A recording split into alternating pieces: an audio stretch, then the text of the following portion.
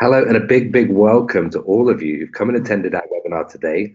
Today we have a fantastic event planned for you. We're going to talk all about our MSc in Psychology. That's BPS accredited. We're going to talk about the benefits of online learning. We're going to look through the modules and we're going to finish with a classroom demonstration as well. So a lot to get through today. And thank you again for coming to our presentation. Without any further ado, let's meet today's guests. First of all, we have Dr. Matthew Hall. Hello, Matthew. How are you? Hello, I'm good, thank you. Hello, everybody, and thanks for joining this webinar. I'm the program team leader for psychology at Arden University, and what that means is I have oversight for the delivery of all of these, all of the modules that we provide. So that's my role at Arden University. But I also teach on qualitative research methods. I do the master's advanced research project, an individual differences in abnormal psychology. Okay, so as some of you know and may know, when you step up to postgraduate level, it's a research-based degree. So Matthew, as our program leader, you're the master of the research methods and are heavily involved teaching. Yes, sir. Modules. And the final module project, like with many universities, the course will end or culminate in a big module project, and you'll see Matthew at the end of your course and the beginning of your course to kind of ground you in those research methods that are necessary to be successful on that course. And we also have Bethany from Student Support. Bethany, can you tell us a bit about yourself and what you'll be doing today for us as well? Yeah, absolutely. So my name's Bethany and I'm a member of the student support team. So we are here to really help and guide the students along their studies with any pastoral care needs or any support that they need away from the academic tutors. So I've been with Arden for about 2 years now, and then in the webinar this evening I'll also be taking you through iLearn, which is our online virtual classroom. So I'll be giving you a bit of a demo of what that's like. Fantastic. My name's Joe O'Brien. I'll be the moderator for this evening, guiding us through the presentation and the discussion points today. I've also done my MBA completely online, so know what it's like to have to kind of take on that challenge. It's a joyful challenge, but there's a lot of planning and sacrifice that's required for you to kind of get through a degree whilst you're also working full time. So I understand what that's like. So please have your questions ready. And that's really the first point of order before we move through today's presentation. If you have any questions at all, whether you want to learn a bit more about online learning, and that's new to you, whether you want to know more about the conversion in psychology degree that we're offering and talking about today, or anything about your personal situation that you kind of want to reach out and discuss in terms of your journey to becoming a student and what's motivating you to look at this degree seriously at the moment. So please have your questions ready. In about half an hour, we'll have a Q&A. Now, Matthew, thank you very much for attending today. What we did is we sent you a whole group of questions around our psychology program, as well as your interests and the course's learning outcomes. You've given us some answers as well. We're going to kind of go through some of these questions and tease out what are really, the USPs of this program and why it's such an attractive program for people who are looking to advance a career with a psychology qualification. So let's go to our first question for today. Are you referring to the who's the MSc Psychology designed for, Joseph? Yes, and that's the first question I was going to ask you. So I think it's good to start off with what type of students are really on this program at the moment and who we're intending this program for when we look to design it and design the modules within it. Well, students come from a multiplicity of backgrounds, all different stages of their life, and they do it for a multiplicity of reasons. Personal reasons, for work, things like that. And so the MSc Conversion Masters is designed for anyone at the stage of their career with an undergraduate degree or equivalent honours level with a minimum of 2.2 or equivalent, and they have a GCSE grade C or equivalent because there is statistics within some of the modules. and who wants to gain a graduate basis for chartered membership from the British Psychological Society, that is the BPS. Now, this qualification means that they can proceed to either study at higher level or ready themselves for training as a psychologist in any one of the fields. You know, there's, for example, health, sports, forensic psychology, clinical psychology, neuropsychology, occupational education, or even if they want to pursue an more academic career and go on to perhaps consider doing a PhD at some point in their life. Well, okay, so it does open a lot of doors, and it's not really specific for one specific area of education. It's not just to become a psychologist in one area. You can go into a number of fields off the back of doing this qualification. Now, a lot of people want to understand in an ever-changing field and ever-changing technology as we have at the moment, how do our programs really reflect kind of changing practices and trends in psychology? You know, how are our students up to date with that? That's a good question, Joseph. Each module engages with a wide range of debates, research and debates on current trends in social psychology, for example, gender and sexuality, cognitive psychology, for example, you know, things like memory and language comprehension, looking at individual differences. That could be differences in personality and intelligence.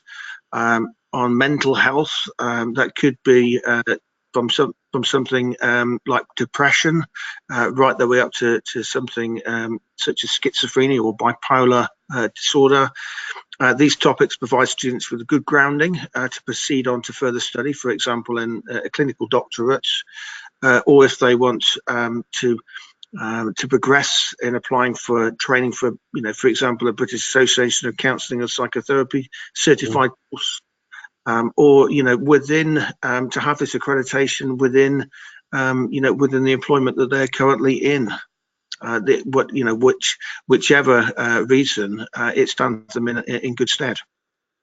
Yes, I was going to ask, you know, what's the kind of split? I mean, it's difficult to tell, you know, truly down to the percentage, but what's the kind of split in terms of people that are looking to do this program as a career change, or people who are kind of already in the field of psychology, or really kind of on a more linear path?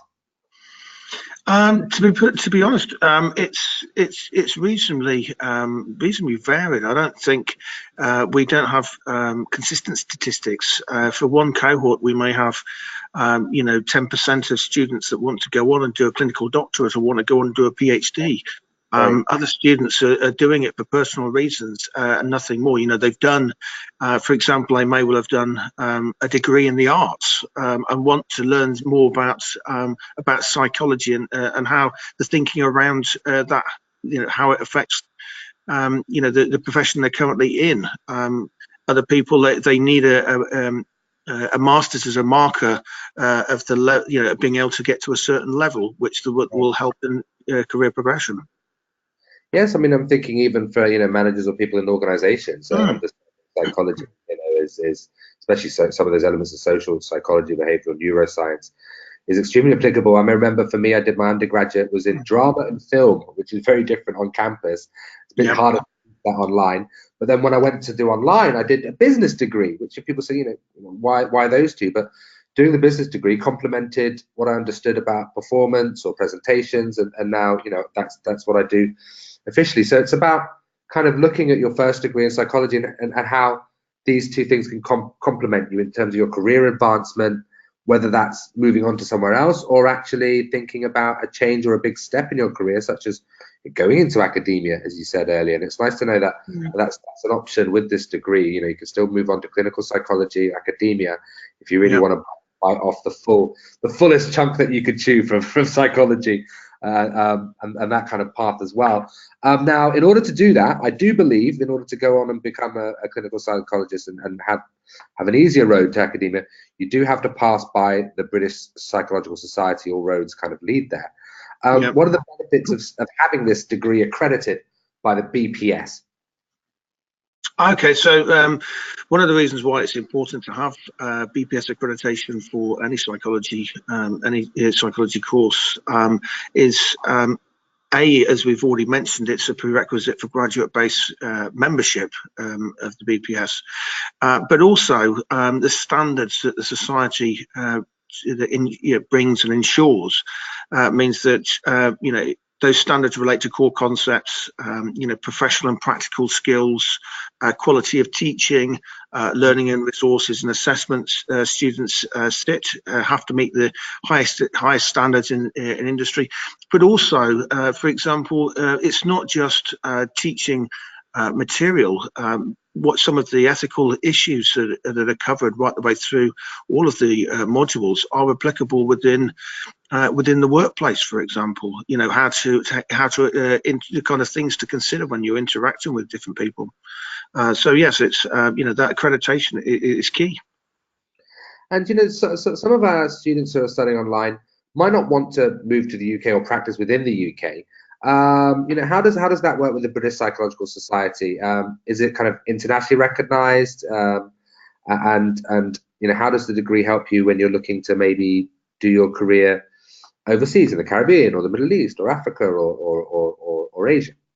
Well, as I said about the BPS accreditation, it's about standards, and not just UK standards, but international standards, so that those standards are aligned with other organisations such as the American Psychological Association and other, for example, different psychological societies within different countries.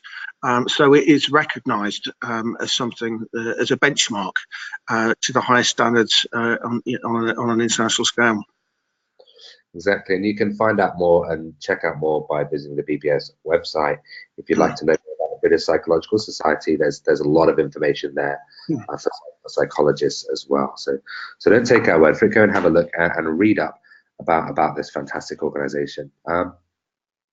Now, diving a bit deeper, this is a psychology conversion master's degree. Some people would like to clarify what that means. So in terms of that conversion degree, what is it, and how does it differ maybe from other MSc qualifications that you might see in psychology? Okay, so a psychology conversion master's degree is aimed, as I've said earlier, at graduates, and it doesn't necessarily have to be a graduate in psychology or an undergraduate degree in psychology. As I say, it can come from any background, as long as it's an honours degree or equivalent at 2.2 or above, and it's not previously studied on a BPS accredited programme. For example, those who have not met previous studied psychology, those previously met the requirements for graduate-based chartered membership. It differs from other MSc qualifications in psychology, which provide the opportunity for further study in the field and therefore require an undergraduate degree in psychology to enrol. So, for example, some people take a more linear route and do the undergraduate psychology and then do a master's. And what they'll do is, in the master's, they might specialise in, for example, health psychology. Whereas this conversion master's, it means so you've done an undergraduate degree in business, and you decide you want to convert that to get chartered membership, but also to apply some of those principles to your earlier learning, then this is one way to do it. Okay, yeah, so you still have all the benefits of a research-led degree, but you get all the foundation material that you need for chartered membership that you would get if you come through a purely psychological course through bachelor's and then through to master's. That's lovely. And so those that are watching the webinar and interested in this course, that is something that you should have square in terms of how that sits with you and what you're doing and what your previous background is as well. I can see questions are coming in as well, and we all as well as questions, we all want to hear about your background and your journey. Why are you here? Why are you about to make this step? I always say studying online is challenging and rewarding. I say it's like climbing a mountain or running a marathon. It's really hard to do. I don't really understand why people do it, but it's really, really difficult, I've heard, to climb a mountain or to run a marathon. But it's challenging. People understand it's challenging before they do it. They plan, they train, they build themselves up to it, and then they go through it. They make the sacrifices needed to go and successfully climb that mountain. And that's what you're about to do. You're about to embark on a course that's going to take a number of years to complete.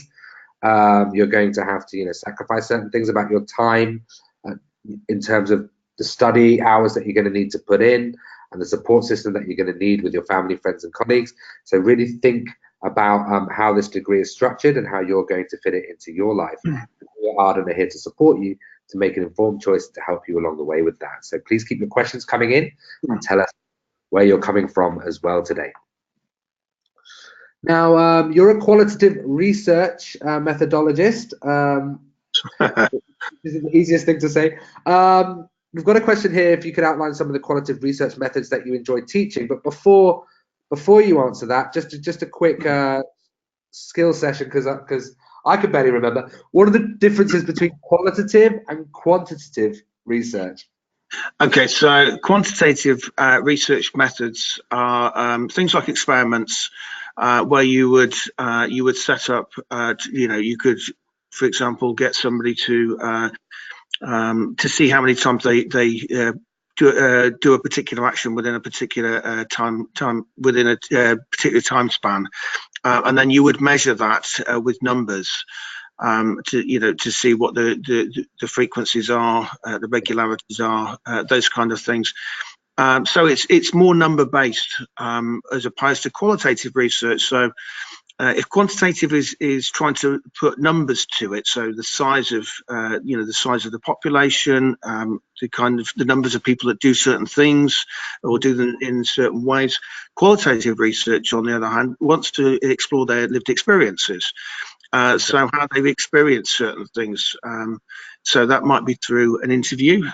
It could be through a focus group, and you ask some questions and get people's responses themselves, as opposed to, say, in quantitative, where you might administer a survey and then take those numbers from the survey and calculate, as I said, different frequencies and so on. So yes, I'm largely a qualitative researcher, although I am, I guess, by profession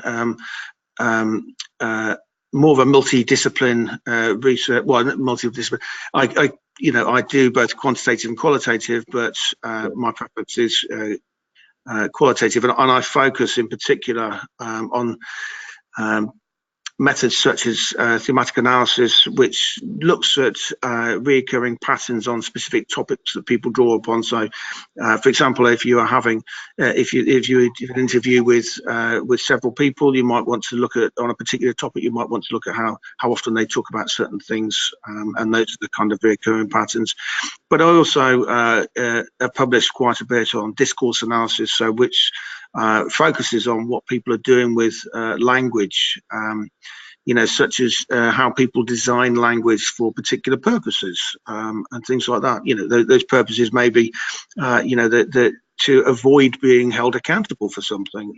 They don't want necessarily, be cognitively aware of that, but they will do it for particular reasons. And those are the kind of things that that I look at. But I mean, my favorite topics are looking at things like gender identity, what it means for people to be either male or female, differences in sexuality, things like body image, as that's quite a current topic, how people experience their bodies, and the kind of issues they might have, and sometimes the illnesses associated with that, such as anorexia. And I do publish in those areas, and some of those, the health issues, the kind of, have the policy and practical or practice implications for the research. So if someone, for instance, was, working in the field of helping people with, body dysmorphia or addiction to social media and, protection of the body image and all that kind of stuff, then they could take that kind of path within this degree as well, and kind of focus on some of those areas and some of the modules as well. Yeah, I mean, by doing the master's degree won't necessarily enable you to go out immediately and start practicing. You may need to then become it's not another conversion, but what it does is it provides you with the basis to be able to then convert that into practice.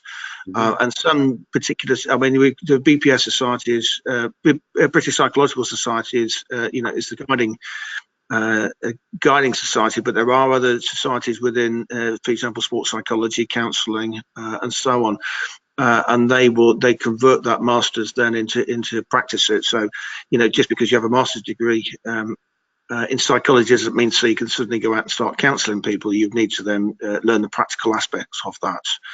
And you would need to be able to be mentored and shadowed by a professional before you could just go out and do that. And that's what this master's does. It sets you in with a solid base in which to be able to go and put those skills into practice with a particular specific society or particular organisation.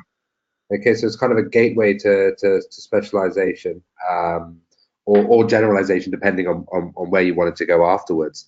Now, let's have a little look at our modules. Now, there are 6 core modules, and as we discussed, they finish with a dissertation or a final project, as we call it. We'll discuss that in a second. Let's have a look at 6 modules that we have. Can you kind of go through these for me, Dr. Hall, and explain some of the logic behind why these are the 6 core modules and what they cover? Yeah, so we obviously start off with to learn research methods.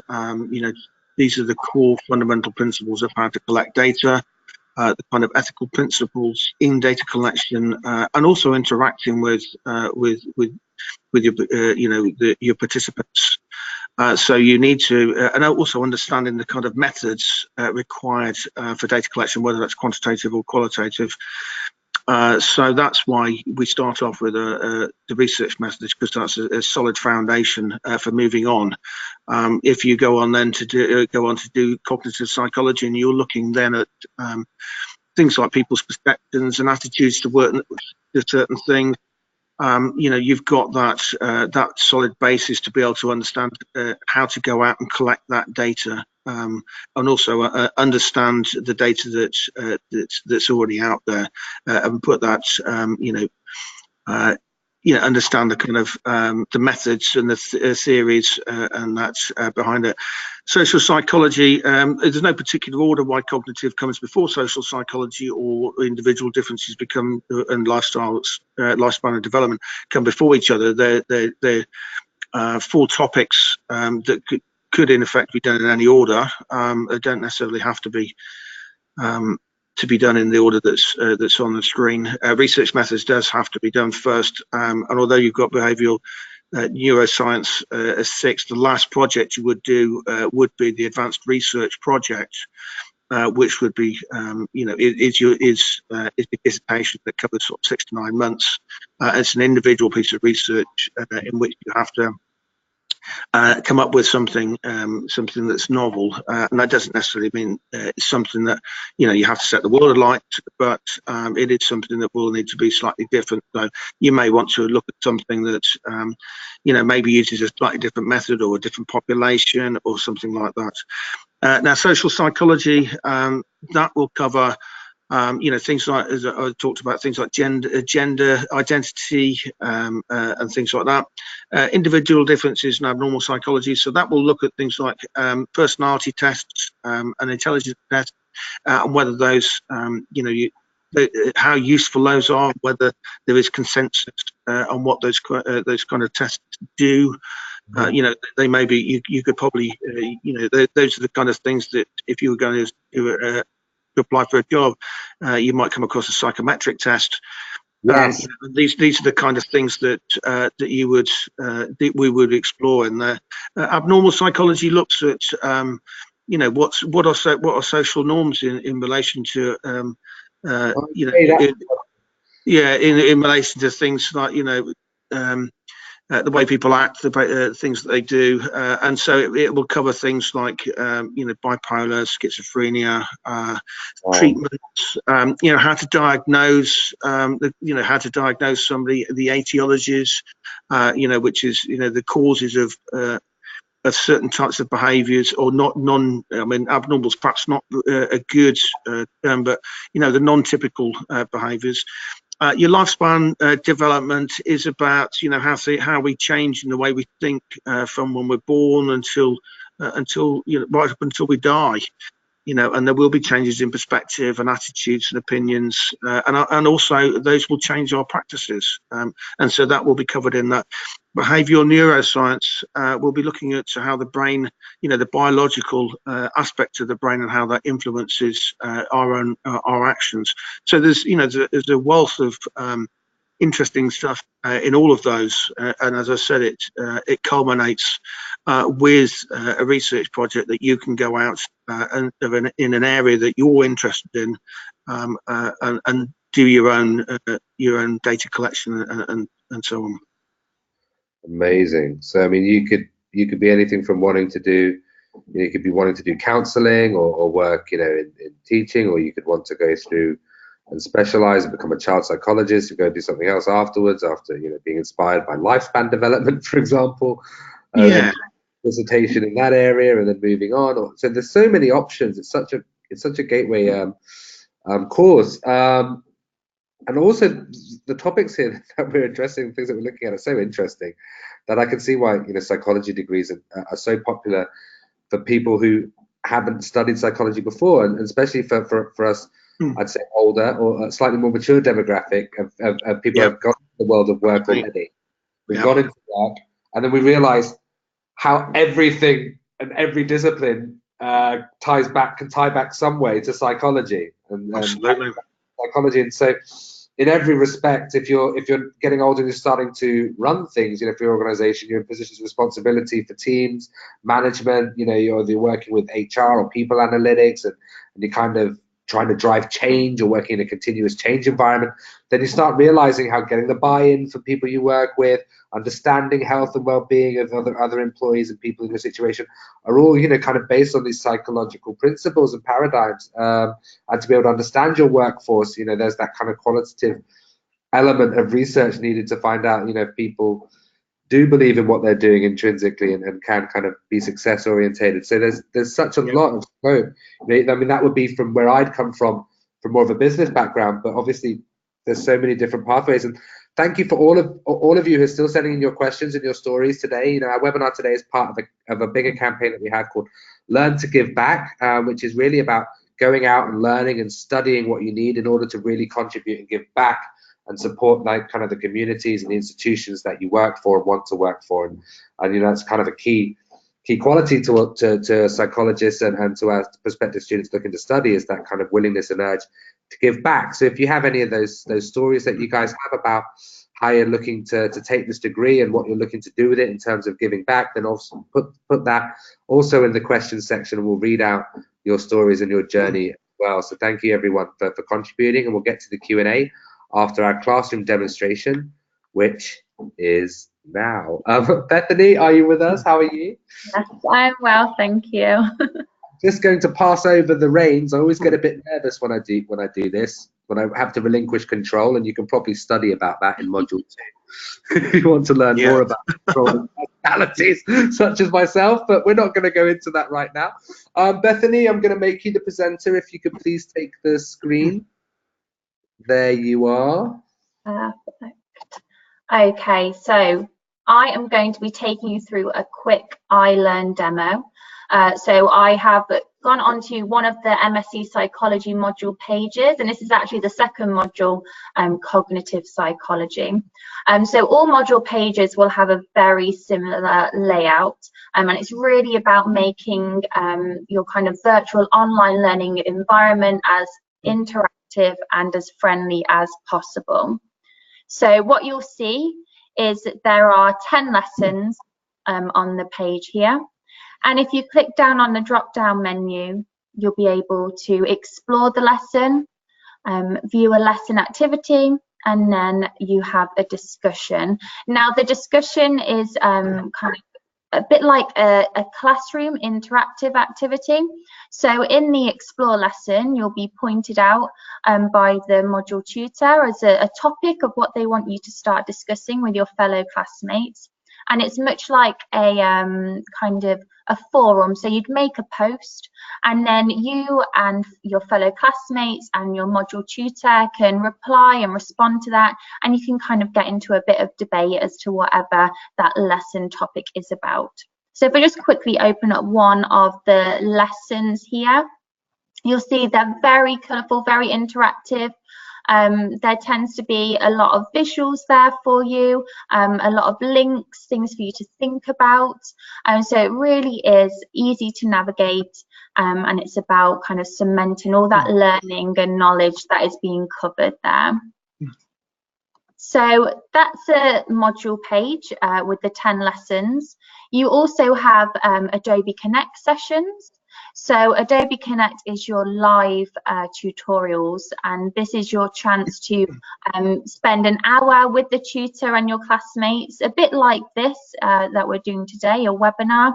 And the tutor will be tackling 4 main topics to do with the module, centering around the assignment and any key areas that you need to look at, and you can converse with them live for that hour. So finally, on the module page, you also have your assessments. So obviously this is an online program, so there is still assessments, but all of those assessments are online as well. So you would have an assessment discussion forum, lots of easy, accessible resources on how to help you write and prepare for that assessment. And then you'd have the assignment brief, which you could access here. And again, submission is online as well. So it really, really is about making this as easy and accessible to all students, regardless of what time zone you're in, where you're studying in the world. Everything you need is right here on iLearn. And then finally, I'm just going to bring your attention to our libraries. So at Student Support, we get a lot of questions about libraries and how do I do the reading for my program? Do I have to attend a physical library? Do I have to get books out? Do I have to pay? And the answer to that is no. All of your libraries are online. So we have 2. We've got EBSCO and eBook Central Library. And they're really like a Google search engine. All you need to do is type in a keyword. So if I go for cognitive behavioural therapy and I click enter, and then it will come up with a whole host. As you can see, there are a lot of hits for this particular keyword. And then you can just go through, see what's relevant. You can access the text. You can filter your result list. You can do whatever you need to do to get all that valuable reading and references ready for you to submit your assignment for that particular module. And yeah, that is iLearn. So it was a really quick overview. You do have support every step of the way with student support. So yeah, do click on and have a look at applying today. Now, thank you very, very much, Bethany, for that.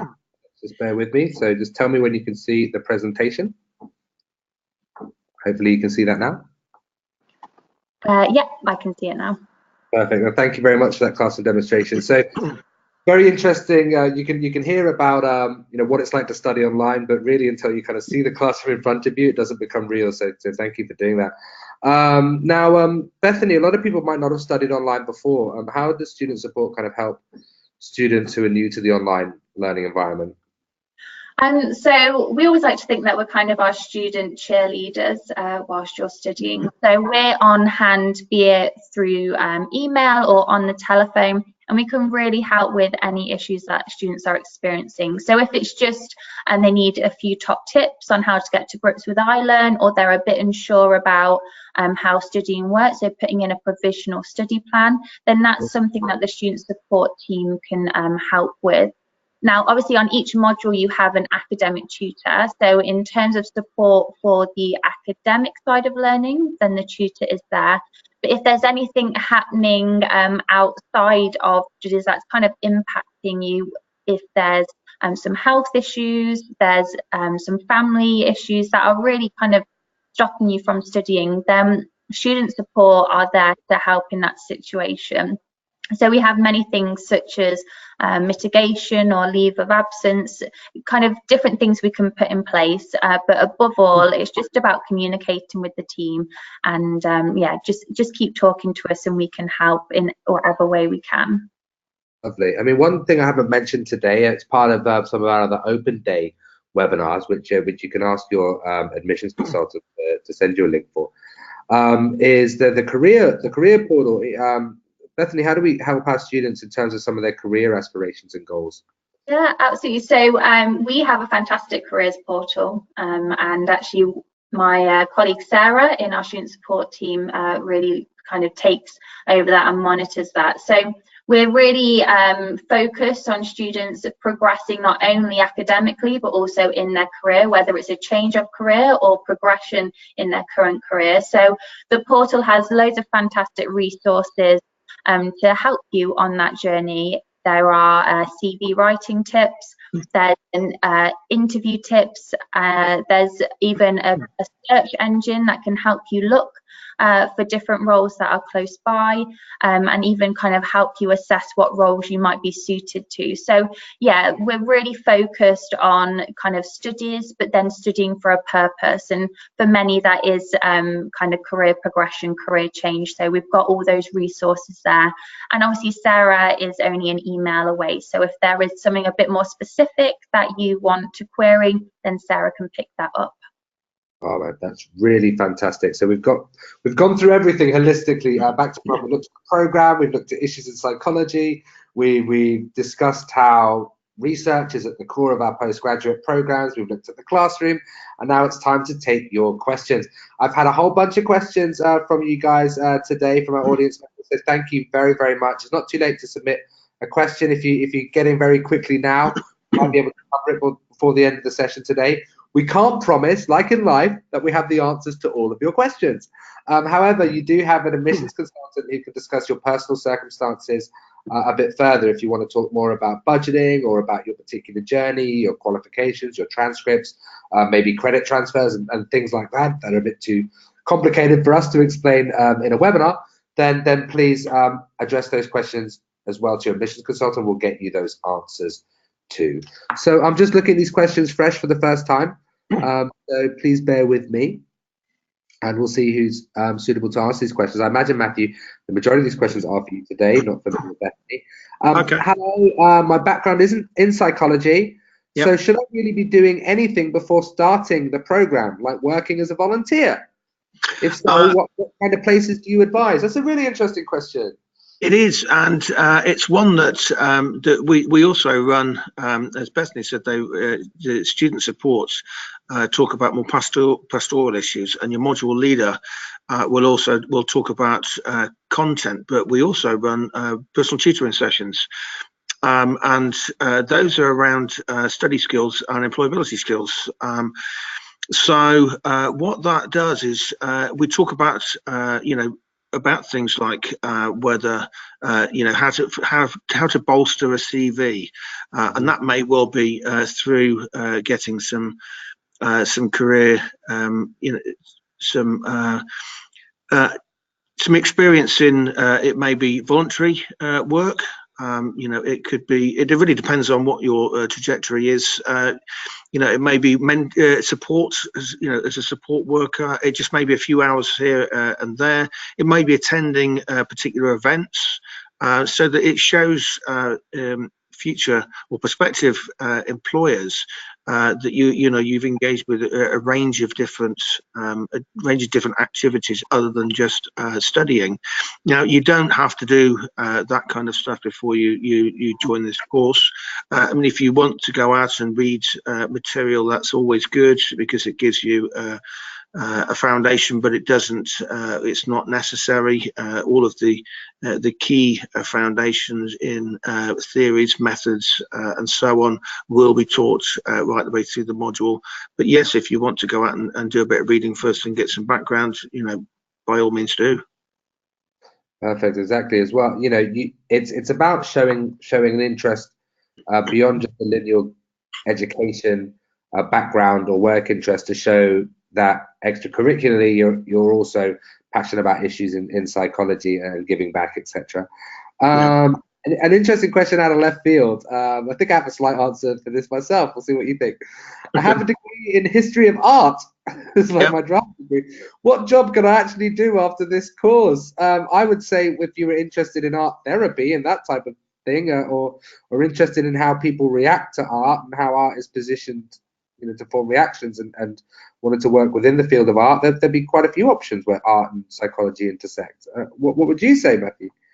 Well, it's kind of funny, really. It's, there are a plethora of jobs out there. It'd be very difficult to cover all of them this evening. It's really, I would always advise if somebody wants to look at a future career through the masters and see what options there are, is look at what their particular interest area is. It's not necessary that they've got a complete a background like that person has in art history. Maybe that they want to do a complete change of career trajectory, and so I would say head over to the BPS British Psychological Society webpage. There's a list of different types of professions and routes to those professions, and you'll be able to see where this master fits into that journey, and then you kind of just take the journey that you want, that works for you. Nice.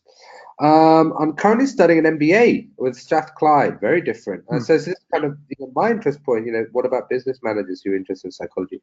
Would I be able to apply for the psychology conversion course? Yeah, absolutely. The thing where the requirements for this degree, as I said, are an honours degree or equivalent at 2-2, and you have to have GCSE level maths at grade B or equivalent. Those are the requirements both of Arden University and the British Psychological Society. That means also that if you have a master's degree, that would qualify you anyway, but you would have had to have completed it. If you wanted to use the MBA, you couldn't. You'd have done half an MBA and still get on. You would have to then draw on your undergraduate degree if you have one. That makes perfect sense. Obviously, if you did get into an MBA program, which often has a bit more stringent criteria in terms of experience, etc., than the majority of master's programs, then you will probably most likely fulfill the criteria to be able to do a conversion MSc program in whatever discipline, including psychology. So now let's have a look. I'd like to specialize more on the developmental psychology side. Could you give information about selective courses to specialize maybe in this field of psychology? So what about those that are looking to get into developmental psychology? How does this degree help them? Well, as I said, if you look at the different aspects of the modules that can be covered, from the foundation skills in research methods to those covered in, say, for example, lifespan development, it has a large developmental aspect to that. Even in social psychology and cognitive psychology, there are developmental aspects to developmental dimensions to that. So although there is a specific module and that's more undergraduate level that covers social and developmental psychology and developmental psychology, that kind of thing is covered right the way through all modules. It's part of the British Psychological Society accreditation process that you have to cover those, the cultural, historical, developmental issues, across a broad range of modules. Okay, perfect. Another interesting question. I always say distance learning doesn't have to be isolating. It can be extremely engaging. Someone's asked a question along those lines. How is engagement between students fostered and encouraged throughout the course when people are studying remotely? A very pointed and good question there. Okay, so when the students releases a module, there will be a series of they go through the lessons, but there will be attached to the lessons, as Bethany said, there will be a series of tasks, normally 2 tasks per lesson, and those tasks are for activities within the forums.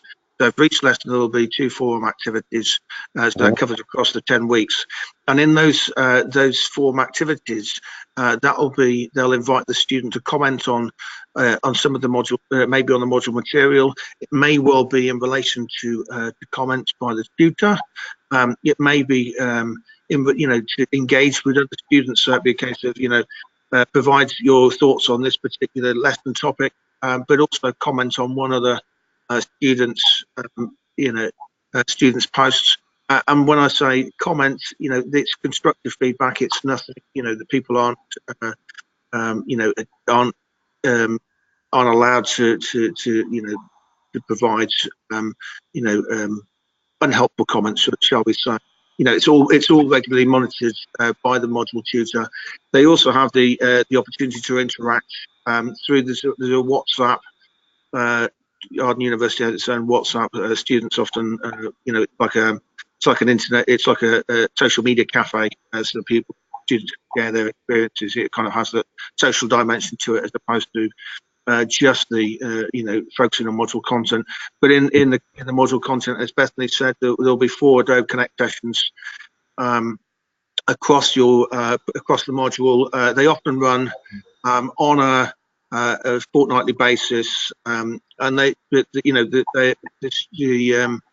the module tutor is usually quite flexible, so they won't run at the same time. So they may run one first thing in the morning, they may run one around lunchtime, they may run one in the evening, and they may run one at the weekend, so that everybody has an opportunity to drop into one and get that more personal interaction with tutor and their fellow students. Perfect. So we have a similar a question that would be a good tie-in to that. In terms of connection and engagement, how can we be guided through our research project if the tutor might be hard to reach? So that's a kind of old trick that in universities and academics, tutors are hard to reach. I think my father was a lecturer. There was always office hours, and there was times when he could be reached by students or not reached. How do we do that online? Okay, so what happens with the research project, the advanced research project at the end? The student will release the module. They will have to then think about working titles. So that is really the kind of the topic area that they're interested in, and they're assigned a supervisor. During the first sort of 10 weeks, they will also need to go through the 10 lessons, which provide them with some, things like how to write a dissertation, some other research skills that apply to dissertations in particular. But they also have that interaction with their supervisor. Now, it may be that supervision meetings can last up to an hour. That can be by Skype for Business, where we're talking like this, face to face. It could be over the telephone, and supervision meetings are generally quite flexible. At least the ones I'm aware of. The supervisors are usually quite flexible because obviously people that study at Arden University often have other life commitments. So whether that's raising a family or that they're working on particular hours. So you may get a weekly session for the first few weeks until until you feel a bit more comfortable and you've gone through got your ethical application passed and you're out to collecting data, and then you may want less because you don't need to. But if you come across a hitch, you may then want to drop your supervisor an email and say, look, there's a bit of a problem. Can I have a bit of a quick session? And it could be a 15-minute session just to talk something out. It could be something a bit more substantial. But that's how it works. Thank you. I mean, it's true to say that online studying, having done it myself, does require an element of self-discipline and of time management. I think that's why it's suited to us who are working as well, slightly older than people coming through campus doing undergraduates and straight into postgraduate degrees. There is that element of discipline, but it doesn't mean that it has to be an isolating experience. We at Arden, not only with Bethany's team and the tutors, create like an environment of support, but also there's a network there that you can discuss your ideas with back and forth, as well as the other students in your class. Now, by the time I finished my online degree, I also had all my students in little peer groups that we had on WhatsApp and other platforms where we'd discuss some of our questions, our modules, how we're doing with our dissertation. And then when we actually reached graduation, we got to meet each other in person, and there's nothing like doing a whole online course and texting back and forth with someone and working with someone online and discussing them, and then actually seeing them a few years later face to face after having come through that experience. So yeah, distance learning doesn't have to be isolating. At Arden, we make sure that it's extremely engaging, for all the reasons that we've been mentioning previously. I've got so many questions and 10 minutes left. There is no way without bending time that we will ever be able to get through all of them. So I'm going to do some rapid fire answers to some of them, and then we're going to dwell on a few other ones. Okay, so I hope that's everyone. Yep.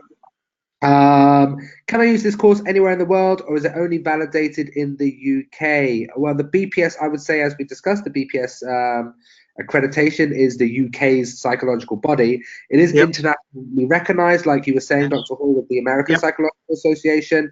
If you're going to study in the world of psychology, you probably want one of these benchmark psychological association accreditations or affiliations, and of course, that will help you anywhere in the world. Obviously in the Caribbean as well. That's the Commonwealth, so that's I assume even more relevant. Would be no problem at all. Yeah. Okay, we're going to fire through these. So sorry, guys, we're firing through so quickly. Is Brexit expected to influence pricing for EU citizens? Not in my knowledge. No, it's not. Is this online master's fully comparable to a master's in a normal good university? Yes, this is in fact just that. This is a good university delivering a master's. Arden University has two learning models. One is blended learning, where you spend a couple of days in campus and do online learning for the rest of the week, and the other, this is what we're discussing today, is a fully online approach where you can work full-time and study online without having to visit a campus. Both degrees are identical and are equivalent to other MSc in psychology conversion courses at other universities that are just as reputable, and we are all assured by the Quality Assurances Association in the UK, which is the governing body for UK degrees, and we're accredited by the BPS. So that's the main issue of this degree. We're accredited by the big psychological society that looks at whether degrees fulfill their criteria to allow people to move on to specialize in fields of psychology, and we have that. And it's just the same as if you were to study on campus. And when you graduate, you can stick your campus degree alongside an online degree, and they're identical in every. So yes, let's have a look at some other ones. Is it possible to do the Master's in Psychology with an honours degree in business science? Yes, that's a degree. I'm a business undergraduate now studying Gestalt. This is very interesting, maybe a bit difficult for us to answer at the moment. I'm a business undergraduate now studying Gestalt therapy in an institute. Which sounds fascinating. Can you advise me if I'm able to receive any kind of Gestalt therapist certificate and practice it with your Masters? I would say this isn't a Gestalt therapist certificate, as I need my Masters in Psychology to work as a therapist and receive this certificate as a Gestalt therapist. So I mean, I think there's going to be other people in a similar kind of path. It might not be Gestalt therapy, but it'd be something else or similar. How does that work or fit in? I would say, just to keep a short answer, I would check with the organisation that you're talking about, and I mean, I'd say the accredited master's conversion that Arden does is recognised by a plethora of different organisations. But I would check with the organisation that you're talking about. I suspect, it will be absolutely fine, but double check yourself. Yeah, the way to frame this question, guys, for all you out there is I'm looking to take a BPS accredited master's conversion course with that qualification, ... So that's, that's the course that you're taking. So keep that in mind in the way you phrase that, because it will get you to the answer that you need quicker. Hi, I'm Kathy from Malaysia. I'm from a business degree background. Is interested in education psychology for personal advancement. Would this course be suitable for me? Yes, it would be. Undergraduate. And then you could then go on further. If you like that, you'd be studying lifespan development, other elements that will be included in child psychology or education psychology. And then you can go on further if you wanted to and specialize in education psychology specifically, either at master's or PhD level. Right? Yep. Okay. Let's have a look. I currently work in technology, already have a master's in management, however, I have a real interest in working with young adults. So this is what we're talking about earlier. This is a fantastic question. So someone is doing something and then they've hit a point in their life where they're looking to transition or kind of move laterally or into a different path where psychology is kind of at the core of their skill set. I currently work in technology, have a master's in management, which would qualify you for this program. It would, however, yes. I have a real interest in working with young adults on the importance of looking after their mental health and equipping them with the tools to do that. So this is all about our Learn to Give Back seminar. I'm hoping that taking the course will enable me to go on to do a PhD. I'm currently based in Dubai. Yeah, there you go. Would it enable you to go on and do a PhD? Yes, it would. Although what you would find once you sign up to PhD, I mean, there's various sorts of PhDs, but it would provide you with the basis to take that further. So yes, it's like any other masters. It's that footstep up to that level. Can you control when to release each module? No, because you're not doing a classroom by yourself. You're doing it with a group of people. And if everyone had the right to release each module, they'd be sitting in classrooms by themselves. So we have regular modules all throughout the year that frequently run. And those modules run for a set period of time. If you want to learn about that a bit more, please speak to your education consultant who can guide you through that kind of module process further. When we talk about flexibility, it's how you study, where you put in your hours, when you do your research, but we'll have assignment deadlines within those modules that will be fixed. It's how you get to those deadlines where you get that flexibility and ability to download your resources and study on the go, gives you that unique flexibility that only online education. Just to point out one thing, Joseph, if the student gets to the end of the module and they don't necessarily have to do the assessment, they can roll that on for another session if they so choose. They don't have to submit at that one point. And if people wanted to take a break, so for example, they release a module to start, say at the end of April, with the next distance learning quarter. Yes, if they wanted then to take a break after that quarter for a session, that would be absolutely fine. They get some flexibility. It's not a case of you once you start, you've got to keep going right to the end. You can take a break in between, and if things aren't going so well and you've got work commitments, during a module, you can roll the assessment on to the next session. That gives you a bit more time to get your head around it and to do that. Okay, now as we conclude our session, we've got 3 questions. Maybe the first 2 we can answer pretty quickly, and then we'll have a tiny bit more time for the last one. Yep. Hi, I'm here from South Africa. I've got a quick question. How often do we have to do exams on the course, and where would I do these exams? Are they online? Yeah, they're on. So, Bethany, were you going to say? But I was going to say there are no written exams for the MSc Psychology. All the exams are written assignments. So they'll be available online and submitted online. So there's no requirement to attend a separate venue to sit in a 3-hour exam. It's all written-based assignments.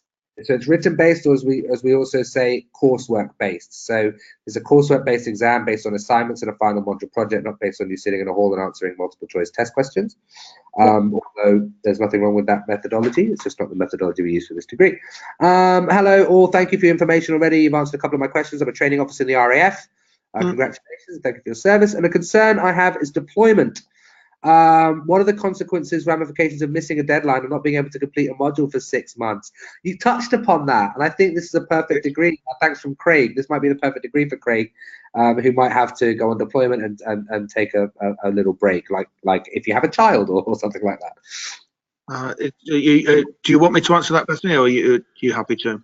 I can go with that question. So the biggest thing would be to communicate to student support, and then we'd talk about deferring, leave of absence, mitigation. So just if that's your situation, then communicate it to us and we'd advise on how to fit your studies around that. But there are always flexible routes to take. So yeah, just communicate with us.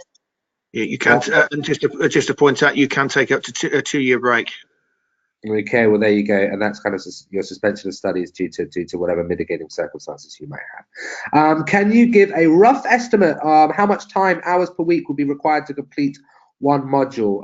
Let's assume I'd always say native English speakers will get through native English content quicker than English as a second language speakers, so please always take that into account. But generally, how many hours per week do you think will be required to study on this program? Personally, I would be looking at between 10 and 20 hours a week study. So you're doing sort of, you're looking at maybe an hour, 2 hours a day. Yeah, and that's up to you how you do that. I mean, for me, when I studied for MBA, Saturdays I was always studying. Wednesday evenings I was always studying, for example.